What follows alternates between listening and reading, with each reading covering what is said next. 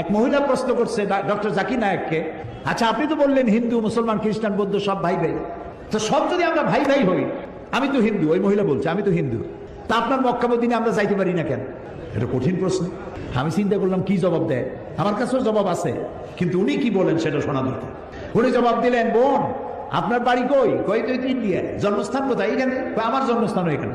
আচ্ছা বোন আপনি কি জানেন যে ইন্ডিয়ায় এমন এমন জায়গা আছে যেখানে এখানে জন্মগ্রহণ করার পরেও সে জায়গায় আপনি আর আমি যাইতে পারি না, এরকম জায়গার নাম জানেন? কোন এরকম জায়গা থাকবে কেন? আমি ইন্ডিয়া জন্মগ্রহণ করছি, সব জায়গায় যাইতে পারি।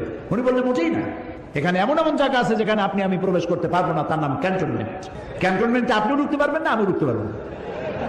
ক্যান্টনমেন্টে ঢুকবে যারা নিরাপত্তার দায়িত্বে, দেশ রক্ষার দায়িত্বে যারা আছে, যে কোনো মুহূর্তে ডাক দিয়ে পড়ে জান দেওয়ার জন্য, রক্ত দেওয়ার জন্য, জীবন দেওয়ার জন্য ঝাঁপায় পড়বে, সেসব সেনাবাহিনীর জন্যই ক্যান্টনমেন্ট তৈরি করা হয়।